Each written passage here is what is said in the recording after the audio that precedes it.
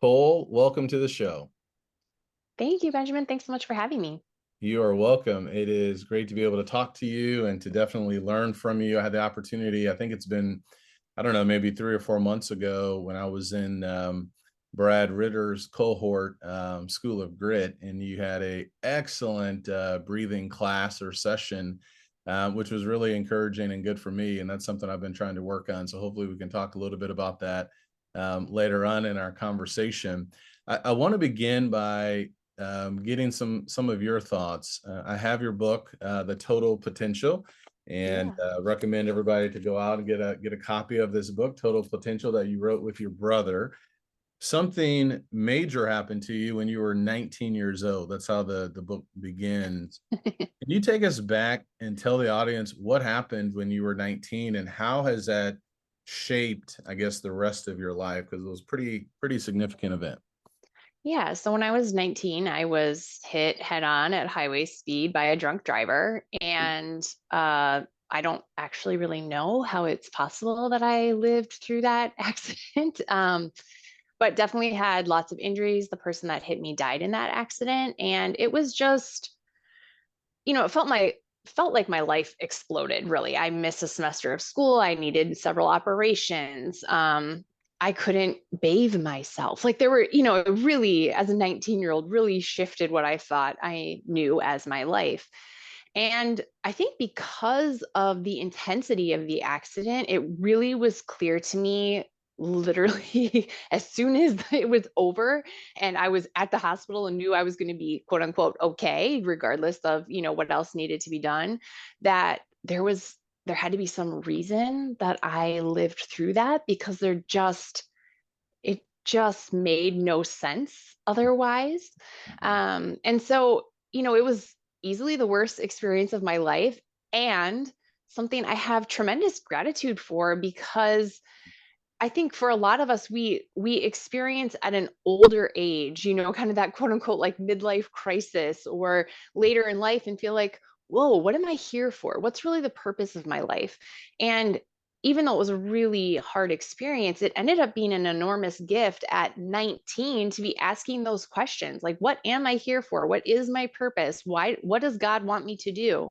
Mhm. And so that just informed so much of how I walked forward in my life.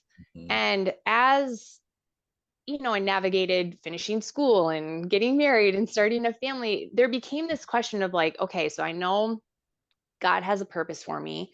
And something that really stood out to me from that accident and my early life or early experience in my own family, nuclear family that I was creating, that family was the most important sticking point. Like that was the thing that held everything together. And that was the place where so much was possible to unfold if it was working well.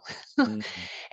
And I saw a lot of families around me where it didn't feel or look like it was working well. And I thought, what on earth? Like, there's got to be something, you God gave me this experience. It shined a bright light for me on having a strong faith and being part of my family and really taking care of myself and helping others. And then I see this thing where I want so badly for my own family to be thriving and doing well. But then how do I help other people do that? Because there's so much there. So that's kind of a long story of, Oh, that's fine. how That's I great. got to this point. But yeah, that Mhm. experience was super informative on my life and one that even though I wouldn't wish on anyone, I have a tremendous amount of gratitude for. No, I appreciate you sharing that. And I'm noticing a trend. I recorded a podcast with someone a few days ago from the time that we are recording. I know that you had Brett Magpiung on your podcast, had him on Yeah. mine as well. And so this idea of purpose and just different life moments that really shift, our thinking or perspective. So for me, I have a enlarged heart and I got a defibrillator in 2010 and I was 30. So a little bit Mm. older than you when you were 19, but it really does force you or force us to ask, okay, what path, what direction am I going? So, um, I know that you're an author. I know that family is so valuable to you. You're a dietitian, you're a coach. Before the accident, can I ask, what was your path? Were you seeking to do something different? Like what did that look like afterwards, and how long Yeah. did that take to get on this path where you want to not just help your family, but other families as well? Yeah, so I was always really interested in health and wellness, and I was an athlete in high school, and that really was a super informative part of my life. And by the time I think I was like a sophomore in high school, I already knew that I wanted to be a dietitian. So I had a lot of interest in the health and wellness space, but uh, an experience past the accident that really shined this light on family within my career was that I was working in a clinic serving patients with cystic fibrosis. And that's a lifelong illness. It is a very intense illness to manage.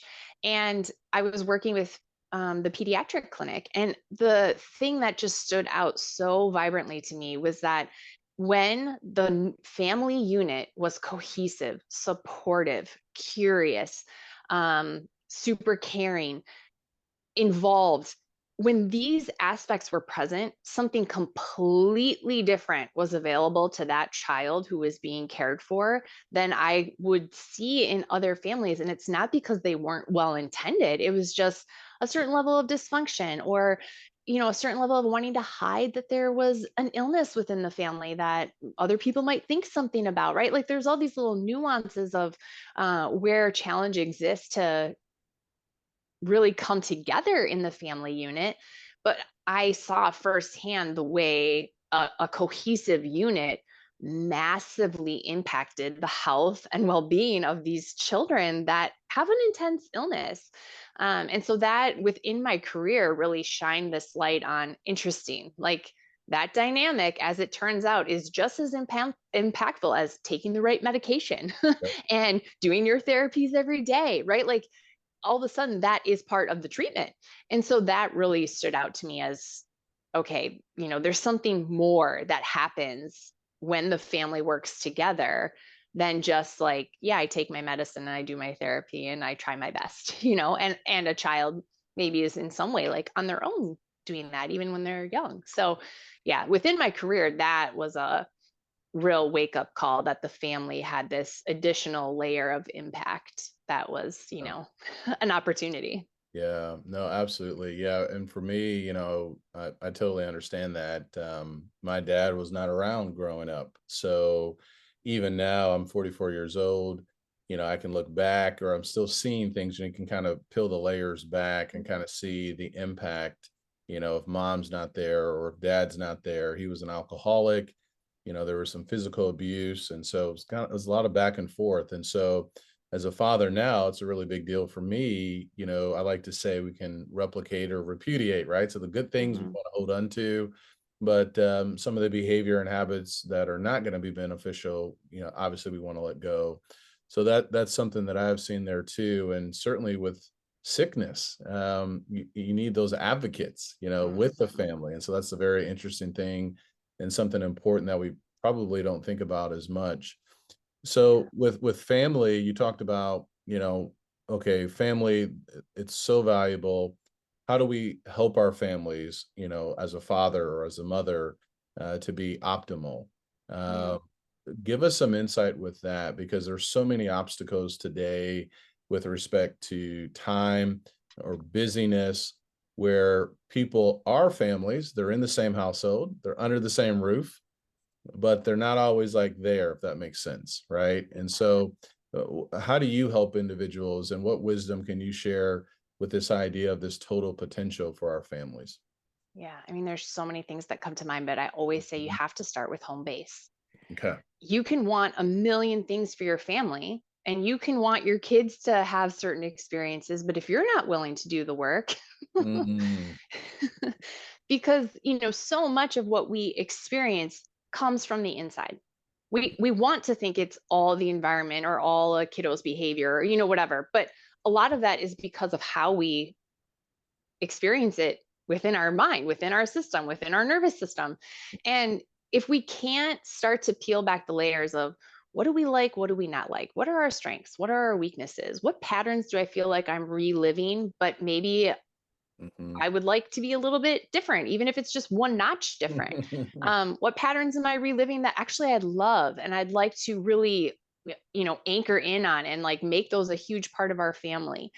So it has to start with home base, and that's everything from taking care of your fitness and your sleep and your mindset. And you have to be willing to do that work as the person of one, to Yeah. be able to bring that into the family even. And so I think it's easy to say like, oh, I want my family dynamic to be better or stronger or more cohesive,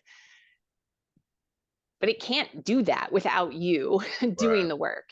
Yeah. So that's always my first thing. You have to Yeah. start with home base. So it's easier, yeah, it's easier to talk about all the different obstacles, but we got to look in the mirror.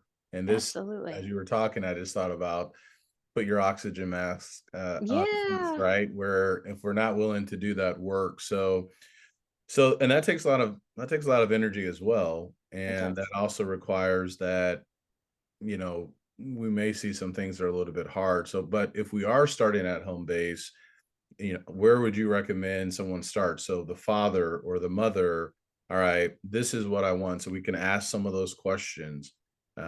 What happens after home base? Yeah, after home base, I think there becomes an opportunity to simply get curious. Okay. Ask your kids questions, ask yourself questions. Um, when you see a behavior that pops up that maybe you don't like, or you'd like to experience a different dynamic, even just asking, like, what would I want instead of this? Hmm. Right? We say we want something different, but often we have no idea what that would be. Yeah. Um, and just starting to put, because so much of, and this isn't a judgment, we're all doing the very best with what we have and the skills that we have in front of us, and our parents did the same, and we're doing the same for our kids. Like, this is not a judgment at all. It's just that when we start treating the system, the family system, as the teacher, our kids are our teachers, the dynamics are our teachers, the things that push our buttons are our teachers. That shifts the dynamic of the whole, because now everything that happens in the family is your opportunity, instead of being the obstacle that you're somehow trying to overcome and maybe resist or push away. Now every single thing that happens is like this self-fulfilling cycle where we're Um, always growing and always shaping connection and always building relationship, because we're just willing to sit there and ask the question, or uh, treat it with through a different lens, that all of these experiences are our teacher instead of the thing that we're trying to overcome. So I would say part one is start with yourself, got to take care of home base. But part two is activate curiosity, because there's so much that can unfold when we're just willing to ask new, different, unusual questions. yeah. Okay. This is good. So I'm curious now. Tell us, or if you can, share with us, how does this work in your family, right? So Yeah. I know you're putting in a lot of work personally with all the different things that you're passionate about and doing. When it comes to getting curious as a family, is that eating dinner a certain amount of times each week, turning your phones off? We have something here. I'm recording from what we call the collectible room. We have different things we like to collect, Oh, my cool. son and my wife. And so my son now has this funny statement that we do typically late at night, where if something comes up we have to talk about, he says, "Okay, we all got to gather in the collectible room." So Oh, we I all love have to that. come in here. But I'm curious, so what does that look like for you in your household with connecting and figuring out, okay, are we going in the right direction, or what do we want, or just asking some of those questions? Yeah. I kind of think of it in different chunks. So there's the Mhm. day-to-day connection piece, there's the kind of semi-regular connection piece, and then there's some things that we'll do like on an annual basis that we might pull out from a farther scope and look in at on the family.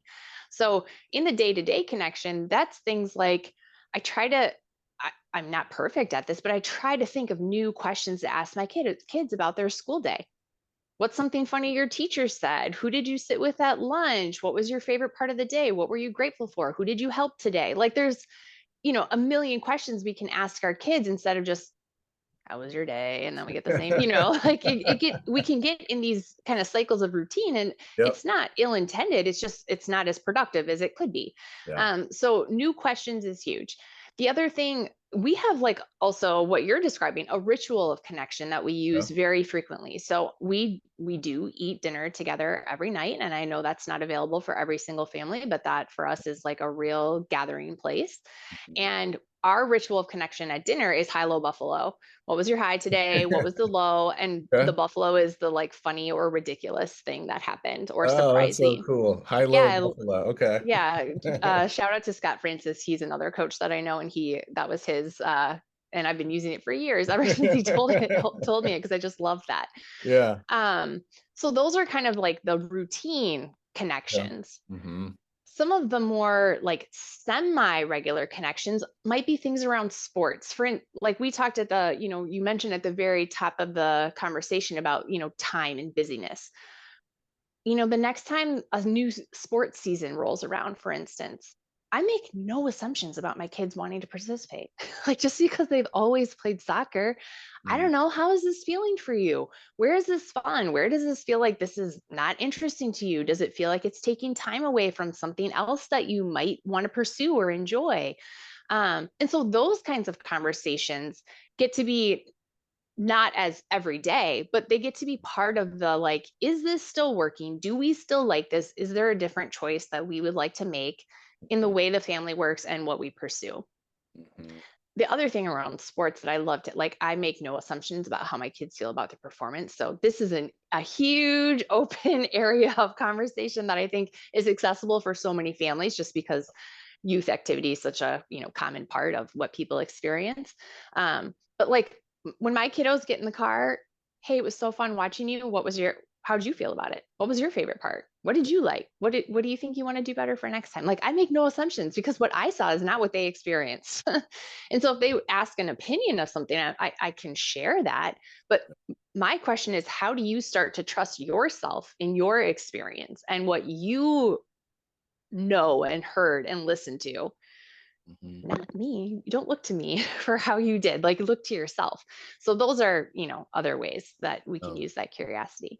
And then on the like annual, like we love around New Year's Eve time to do a reflection. What did we love this year? What did we want more of next year? What's some of our bucket list items that we can start planning now that next year that we can make part of our next year?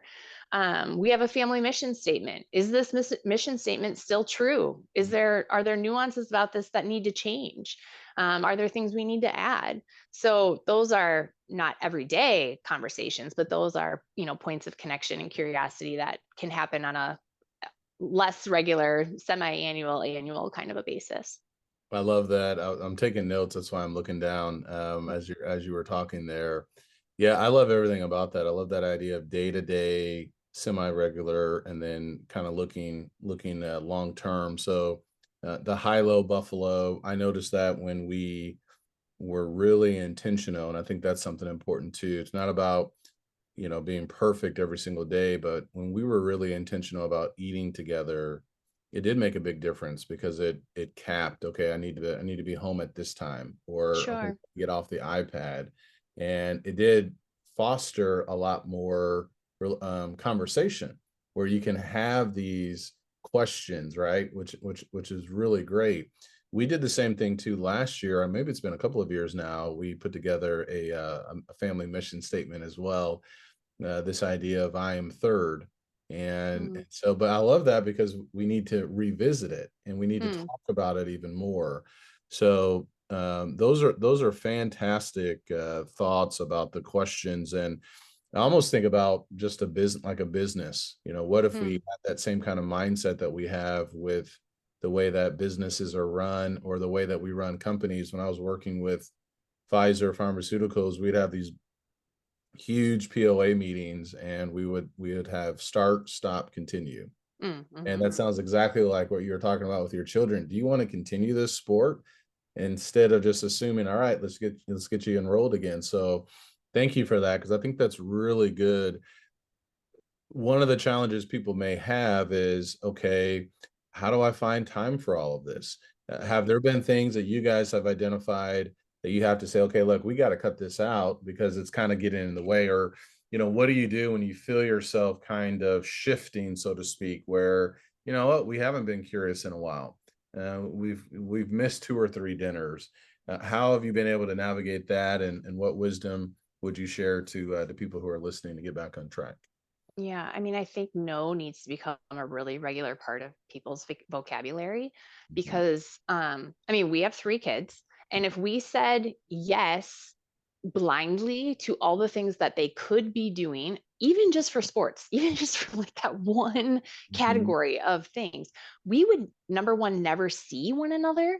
And number two, we would never be home. Yeah. And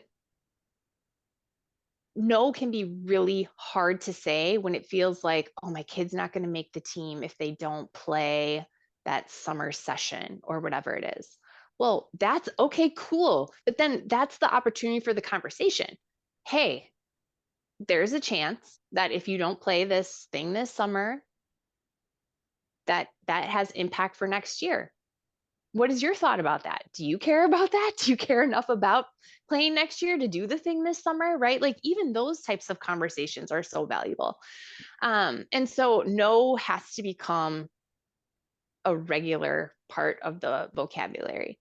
The Yeah. other thing is that we end up wasting so much time scrolling on social media, in tasks that we think are valuable from an outside perspective, but actually mean nothing to us. Like, do you have a perfect lawn, but you absolutely hate taking care of the lawn? Like, why do we do these things to ourselves?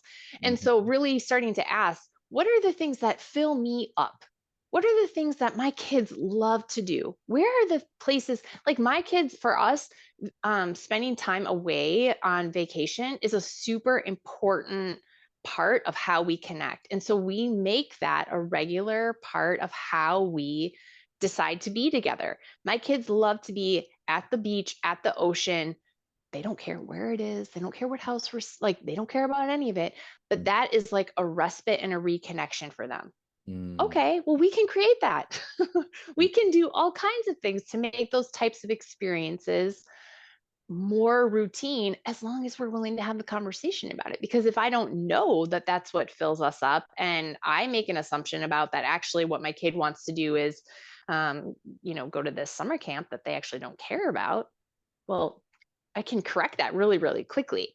So, I mean, just really getting clear about what the priorities are. I don't work on nights. I mean, like, you Mhm. have to be able to set the boundaries because there's always, in any career that you have, there's Yeah. always going to be more work to do. Yep. And there's always going to be somebody who could immediately come in and do the exact same job that you're doing. And That's so true. what are you selling That's your so soul to true. the man? Who cares? Like if that's the thing that absolutely fills you to the brim and makes you come alive, okay, but then be clear about that. But Yeah. if it's not, what are the boundaries? Where is the no? How do you have more focused time on the things that you need to get done so that you can have time for the things that you want to get done? I mean, it's not easy, but there's a lot of time in the day if you're intentional about what you want to do with it and where the boundaries are and what the no's are so that you can have more space for the yes that actually like, yay, that's amazing. Yeah. No, I love everything about that. And I was thinking too, one of the things I did last year, and you were talking about this with this idea of reflection, is I put a PowerPoint presentation together. That may be a little bit too much, but I got curious, like, what did we do in 2022? That's the other thing too, right? Because time, it just moves, we're already halfway through Moves fast. Yeah. 2023. And so I just took some time, I don't know, maybe a couple of days, and I looked at all the things that we had done, together as a family, spiritually, physically, trips, individually, Joshua's personal growth and development. I believe in coaching and just, helping him and Nikki as well. And it was really mind boggling that, man, we actually did quite a bit, and we were Yeah. actually pretty happy. And I think one of the things that gets in the way is we just kind of forget. We Yeah. forget, you know what? This year was jam-packed. We had lots of adventures. We actually had a lot of time together. And, that's where the social media trap comes in, where you see everyone else on these trips. So right now on Facebook in particular, everyone's taking their summer vacation, Hmm. right? So people are in Israel, people are on a beach, wherever. which is fantastic. And I can fall into that if not careful. Even though Yeah. I've already been to Israel, I'm like, man, they're there right now, and so we can lose track. And so just making sure we don't, have that comparison game, that we have that reflection. And that's something else about just kind of slowing down and being present, of Mhm. actually realizing what you have. And Yeah. that's a challenge as well. I'm curious too. You do a lot with breath work and Yeah. yoga. How has that helped you with being more present? How can that help people as well being present? Because, okay, we know we want to have time together. We want to be curious. We want to talk about these questions. Family is important. They have a limited amount of time, but even being present is still challenging. So how Yeah. might those activities help us? Yeah. So this is a rabbit hole I can go way down because I just love this space and it's Yeah. so practical. Like it makes such a practical Mhm. impact on anyone's life. So the idea of presence is, can I be right here, right now? Our mind spends a lot of time in the past and a lot of time in the future, which is not right here, right now. And I think one of the reasons that family life can feel like it's so fast is there is a lot to kind of like keep track of, right? And so we can end up spending a lot of time in future state thinking, which pulls us away from right here, right now. And time will feel faster, 100% for certain, when we are not right here, right now. And so these practices, the reason they're so valuable is number one, they start to slow the mind. So, like, I'll talk about breath in a second as a tool to help slow the mind. But once the mind starts to slow, number one, you have a lot more power to be in the space of thinking, meaning like between thoughts. And that space is presence. So when we're not spinning the wheels in forward or backward thinking, there's like, uh, I mean, I'll use the word void, but it's not like a bad void. It's like a beautiful, you can sit in it space. So a couple things that happen when we start to take deep breaths. Number one is we end up massaging the vagus nerve, which is the largest nerve in your body. When your diaphragm lifts up and goes down with breath, that nerve just gets massaged every single time the diaphragm moves. And that nerve connects our gut, our heart, and our brain. And these things communicate through that nerve. Now, the most interesting part is we often think about like that nerve communicating things from our brain down to our body, but actually more information is traveling from the body up to the brain through the vagus nerve by like a long shot. And so we can then use the system as a whole. So as we start to take deep breaths, slow our breath, that massaging of the vagus nerve is sending the signal to the brain that we are calming. The Mm, system is starting to rest, and the mhm, brain will follow the body. mhm. So that's kind of like step one of using breath as a tool. That physical regulation that then informs the mind that it's okay to start slowing the speed of thought.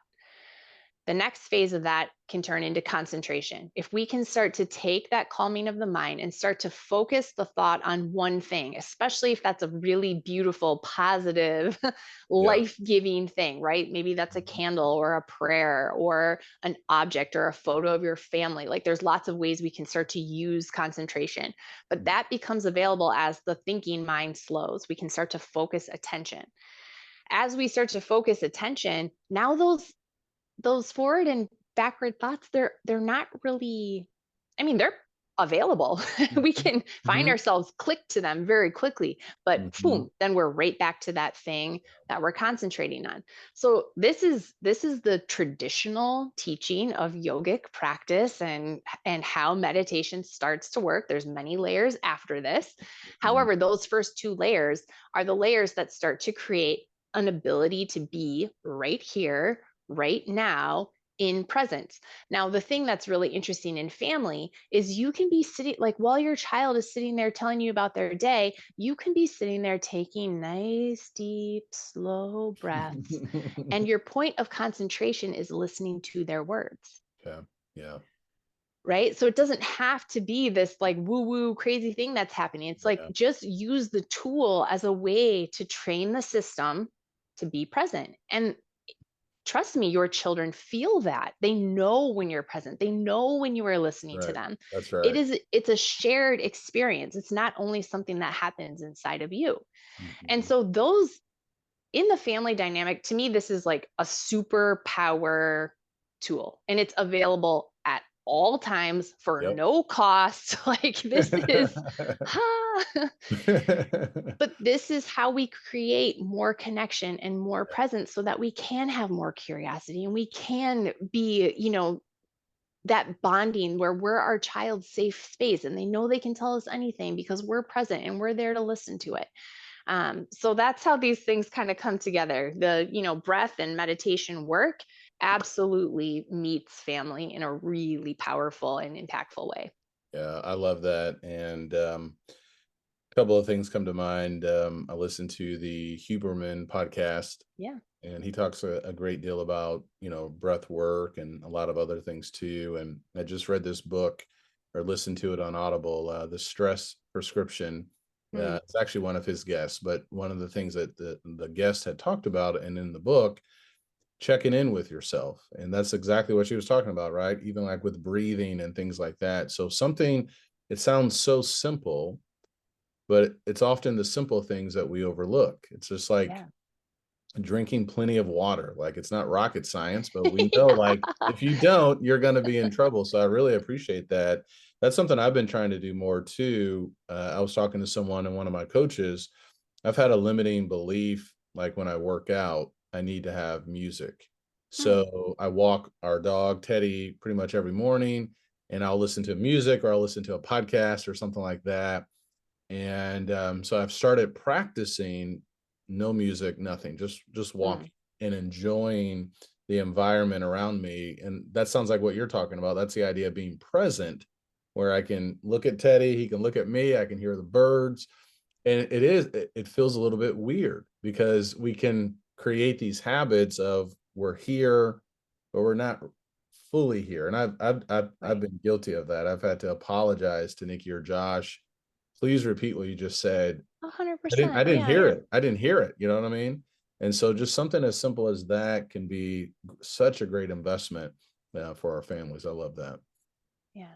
And to your point about simplicity, Hmm. I like, to me, that is a absolutely critical like value that you can bring into the family because the I mean, this is my own belief, but my own belief around the complexity and the way it's kind of fed to us through negative media, all Yeah. the things we're supposed to pay attention to, whether or not they matter to us or not, how busy our families can be.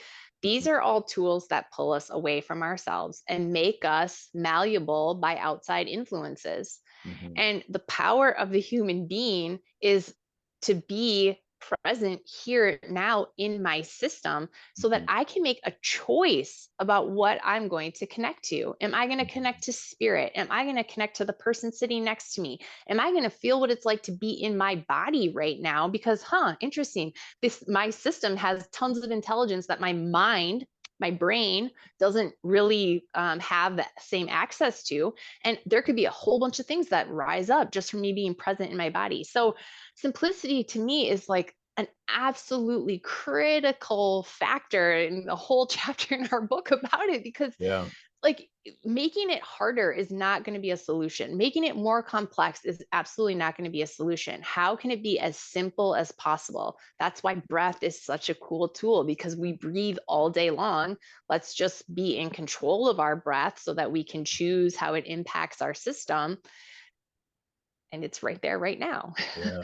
Yeah. So yeah, I can't overstate like let's work smarter, not harder. Let's keep it Mhm. as simple as we can because then it's doable and we'll actually get it done rather than that distant thing that's out there that just keeps pulling us Yeah. outside of ourselves instead of inside ourselves. Yeah. So one of the breath work I've been trying to do, there's a lot out there. I know Oh there's yeah. different apps and things like that. So I'd love to get your thoughts, if there was one or two. So one of the things I've been trying to do at times, I take a breath in and then I take like a short additional breath Mm, and then I exhale. hmm. And is that something you recommend? Is there a particular kind of method? I know there's different times, you can hold it in for 3 or 4 seconds, breathe out slowly. So if a mom or dad is listening here and they're saying, okay, I want to maybe share something with my children, what would be the easiest way to start with this idea of breath work? Yeah. So if breath work has not already been part of your experience, I would start with something very, very simple, like a 5 count in and a 5 count out. I mean, super simple. Just slow the normal pattern of breathing. Yeah. That will change the way your system feels almost instantaneously. Like within a few breaths, you're going to feel different from slowing the breath in that way. Now, there are literally like a zillion breath patterns that you could do between the inhale, a hold, an exhale, and a hold. All four sides of that breath are available and they can be coordinated in many different ways. Mhm. Um, with that said, any pattern that's even, so a 5 count in and a 5 count out, that's a very like centering pattern, very like stabilizing pattern. If you're super nervous about something and you need to kind of like down regulate the nervous system, then I like to use a pattern where the inhale is shorter than the exhale. So I might use something like a 5 count in and a 10 count out. That's called the mother's breath, where the exhale is twice as long as the inhale. That's a beautiful pattern for calming nerves, for if you're having a hard time falling asleep at night, that's a great way to start to down regulate the system. And as far as sharing these with kids, honestly, my own, like they see me do these things, like they'll come down in the morning when I'm doing my morning routine, or I'll, be on a turbulent flight and that's something that like really gets my nervous system up. Yeah. And they'll see me doing, nice, long, deep breathing. So number one, let them see you do it. And number two, when a child is amplified and you come into their presence and even have a hand on their back or hold a hand or just look them in the eyes and you breathe in a slow and controlled way, even if they don't follow you, that is a way to start for them to start to co-regulate with that pattern. And Nice. so it might not be so much that it's something you need to teach them. If you have a kiddo who does have a hard time falling asleep, awesome. Teach them 4 count in, 8 count out. Like that's a super simple, very doable pattern to downregulate. Beautiful. But if that's not their jam and you tell them about the way you feel when you breathe, but they're like, okay, that's weird, then just let them see you do it and let it be part of their environment and let them see how it changes you and how it impacts your ability to be present and make a choice. Because, you know, we always feel like we have to teach them everything. I don't know that that's true. Like, I think the They verdict's teach us out a on lot. that. Yeah, they teach us a lot. Yeah, yeah, that's exactly right. Yeah, we've mentioned that a lot, we've had to correct ourselves where Joshua has said something and, we're not always listening, Yeah. and he's exactly right. And so, he says something, I'm like, he's exactly right. So it's like, okay, when he's sharing something, we want to take that to heart. Yeah. And that's something that can definitely help them. I think it's helped him as well. We hear you, we see you, right? And we're acknowledging what you're saying. So yeah, that's very important. Yeah. Yeah. Um, you mentioned morning routine. I want to get to the book here in just a few minutes, but Yeah. I'm curious, and that's my new word for the rest of the show. You have 3 kids, you coach, you do a lot of different things, you're an author. What does your morning routine look like, if I can ask? Yeah, so I have a core routine that I'll pretty much make happen regardless of what the day holds or what time I wake up or, what happened with a kiddo overnight. And that includes gratitude, journaling, drinking a whole bunch of water with Mhm, electrolytes. Um, I do uh, reading, and sometimes that's different, but I've been reading a Catholic priest's reflections, daily reflections, and then I will sit and breathe and usually meditate or consider the thing that I just read. mhm, So always gratitude, always water, always some reflection, and then controlling breath. To be honest, that breath practice, that's the part that shifts the most often because I can, as I've had time with it and more practice, I can meet my system where it is. mhm. However, if that's not part of your routine yet, I would do like for anyone listening who's like, oh, hey, I'd like to try that. I would definitely do the same practice every day until your body's like, oh, okay, this is interesting. I Yes. can totally do that. Yeah. But those are my core elements. And then past that, if I have a nice, long morning, the kids are sleeping in on a weekend or whatever, then maybe I'll stretch or throw my workout in, or, Yeah. sit and have a conversation with my husband. And that can all kind of be I think of the morning routine as what is the thing that lets me choose how the day starts, and what's the thing that fills me up and feeds me. And so, Mhm. so whatever those aspects are, but I have my core, and then I have my like, gosh, if I had 3 hours and I could do whatever I wanted, Yeah. Yeah. version as well. Nice, nice. No, I love that too. My morning routine, I'm drinking a lot of water. I'm up to about 51 ounces. So I'll have a bottle of water. I'll have 2 big cups of lemon ginger tea with some Mm, honey in it and some lemon in it. And I've started listening to the Bible on an app, and so I can just yeah. listen to it. And I'm going through a particular Bible reading, but I've also started taking like a bath in the morning just to kind Oh, of nice. relax. It's a little bit different, but just trying to keep the stress levels low, and then Yeah. getting some kind of workout in or something like that. Do you have a nighttime routine? Are you doing the breath work as well to shut things down? How does that look? So I really use breath like all the time throughout the Yeah. day. Like there's the second I feel my system kind of like twinge into something that doesn't feel like I'm opting into it, I'll use breath to kind of correct in one way or the other so I can come back to center. So I will use one of my favorite things to do is stack practices. So, and Okay. I stack them often in my evening routine. So, a Okay. stack practice for me looks like I will be doing some version of yoga, like flow, like very simple postures as like almost like a stretch with a intention of stretching before bed. But so I'll be using my body, moving my body to stretch, saying prayer, and breathing deeply at the same time. So Nice. those Nice. all get to come Yeah. together. And then I do a journaling, like what did I learn today? What did I like today? Oh, What do I want to do different tomorrow? Journaling practice that includes gratitude. So gratitude's my bookends. I love that. No, I love that. There's something very important with gratitude, and that certainly will keep that foundation of contentment and perspective. I gotta ask, are you using, so I have, this is basically my secretary right here, my full focus planner. And so I'll write in here different things about, okay, success or wins for the day, right? Drinking a certain amount of water, my workout. I can write a lot of different things in here, and I have my schedule. Is there a particular or a gratitude journal? Is this just something you're just doing with a dollar notebook, or do you have a system for your Yes, I coaching wish. clients? Like, what are Oh, you they are using? here. Yeah. So I love the 5 minute journal, which Yes, I have that. I have yes, that. Okay.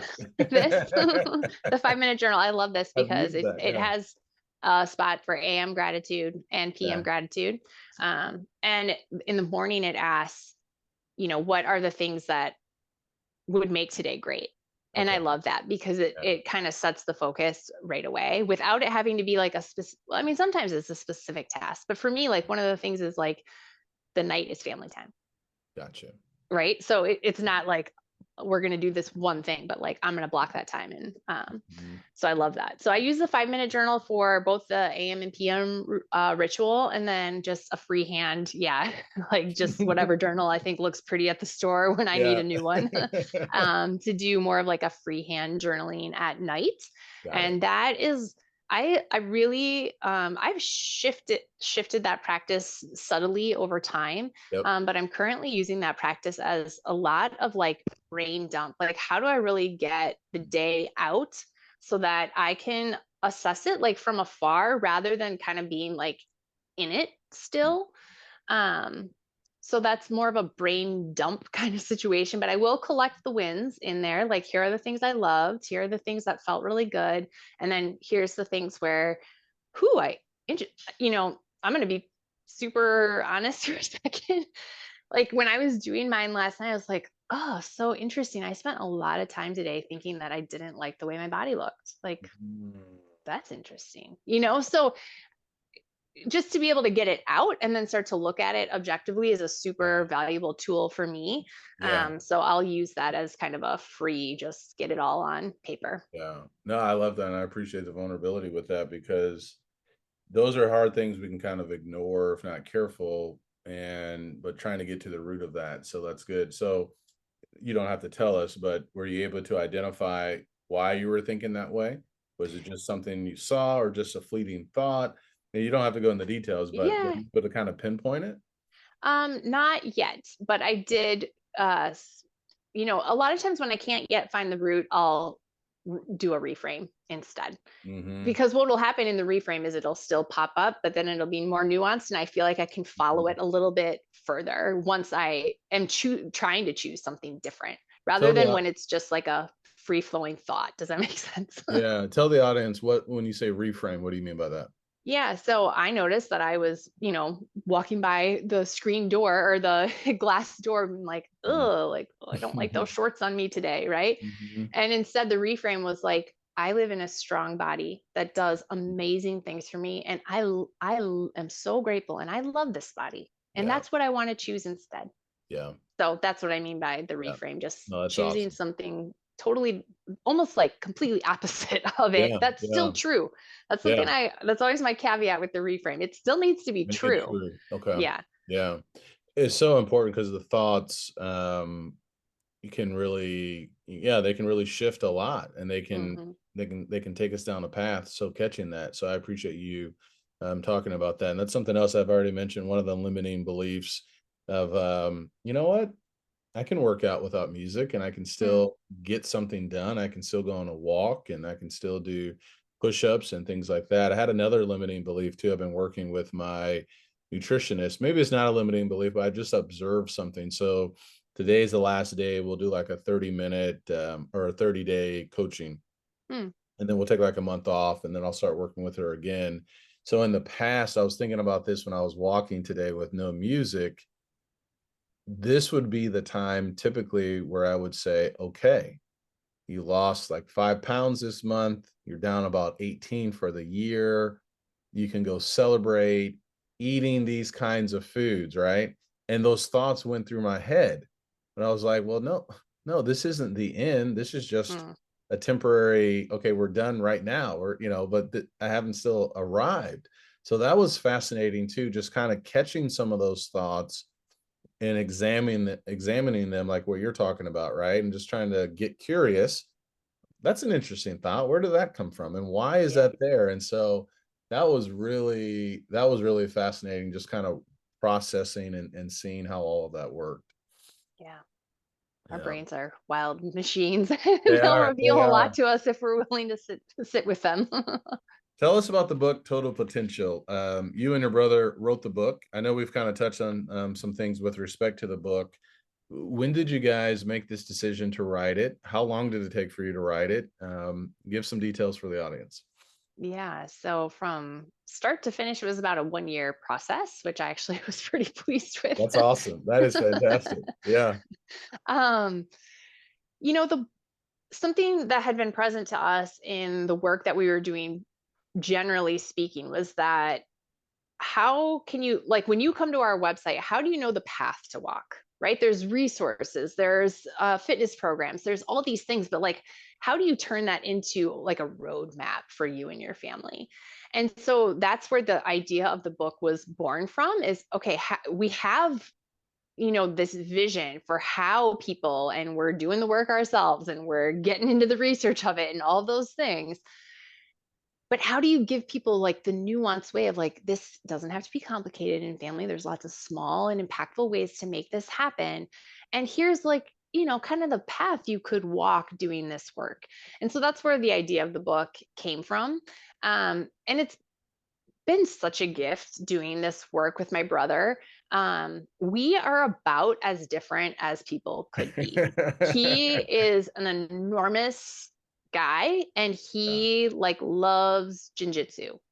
And I am like the little yogi sitting in the Yeah. corner who has like a Yeah. totally different vibe. And something that's really cool about writing this book together is like, it's not just what works for me or just what works for him. Like, if these strategies can work for the two of us, and our families are also super different in the dynamics and the way that we work, then these are things that work for lots and lots and lots of people, because we literally are like as different as possible, as you could imagine. So super cool writing it with him. But we just really wanted to give people a path of like, how can you start in small, simple ways to do this work in a way that starts to shift your family to what you want to experience, not to what the world tells you you're supposed to have, but toward what really, truly matters to you and your family. Yeah. If people want to work with you, how do they find you? And is the coaching, is it just more so for, excuse me, hitting the goals for family, or broader than that? What does that look like with your coaching? Yeah. So everything you can find everything about us at thetotalpotential.com. All of our resources and coaching information and all that stuff is there. Um, Working with one-on-one coaching, we stay true to that belief that you have to take care of home base. And so we spend a good chunk of time there. Like, Hmm. let's pull back the layers on what you as a mom or a dad really need to shift or want to shift so that you can show up in the family in a different way. Hmm. And then, okay, interesting. How does that start to bleed into the dynamic? How can I show up for my child in a different way? How can I activate my curiosity superpower? And what are the responses that I'm going to get? So Hmm. we definitely, yeah, hold true to that. You got to start at home base, and then the work starts to, shift into what does that look like as a couple? What if my wife or husband is completely uninterested in what I think is really valuable in doing this work? Okay, cool. That could be absolutely true. Hmm. And we've, unfortunately, one of the things that kind of sparked this interest in working together at the start 5 years ago was that we saw people taking on developmental paths and actually their families imploding from it rather than Hmm. continuing to grow and develop together. And we're like, no, no, no, no, no, like it cannot, like that is not the path we're looking for. Hmm. So there's dynamics to manage when you take on a developmental path yourself, and not everyone has to be on board with what that looks like. Hmm. And that's where the opportunity is. So Yeah. like, Yeah. that's not a bad thing. It Yeah. just means that's where the work is. So yeah, starts at home, but then yeah, we work into what does that look like in the dynamic of the family. Fantastic. I love that. Couple of more questions and we got to wrap. Please. Any book recommendations? Any books that you like to recommend outside of Total Potential, obviously, by Yeah. that, but any book recommendations? I would be remiss if I did not mention Unbeatable Mind by Mark Divine, because Mm-hmm. that is work that has absolutely changed my life, and that is true for Jake as well. So yeah, definitely that would be one. Mm-hmm. I love the Four Agreements. I think that book is really super impactful. And I also love The Alchemist. Like, oh, that book Mm-hmm. is like, oh, it'll just turn your perspective on what you're looking for and where to find it. And yeah, those are some of my all-time faves. So I've read the Four Agreements. It's been a while. I've heard of The Alchemist. My wife is reading that now. I remember getting some information. It's been years ago now with Mark Divine, and he had something, I can't remember what it was, but he had talked about like getting rid of sugar and caffeine. I was like, what? And I was like, I'm not doing that program. But in hindsight, it's like I should have done that program. Well, you know what? You find what you're looking for when you're ready for it, right? So That's that's no yeah, problem. Yeah. that's true. Yeah, Um, yeah, yeah. I mean, that's work and experience that literally changed the trajectory of my life. So I can't yeah, speak highly enough of the work that he yeah. does. Yeah. Yeah, absolutely. Well, Cole, thank you so much for being on the show. I really appreciate it, and Thank some, you. some great thoughts to hopefully share and inspire people. You definitely have a I can do mindset, and I'm so thankful for the work you're doing. Final thought for the audience. My final thought is this. I love this quote by Mother Teresa. If you want to change the world, go home and love your family. Mm, I couldn't believe that more than I do. Like, my truest belief is that if we have loving and integrated families, the world will be healed by that. So the work starts at home, and there's some really cool stuff that can unfold there if you're willing to do it. So I just give lots of kudos and encouragement to anyone who's willing to do the work there. yeah. All right. Thank you, Cole. Yeah, thank you. All right. Take care.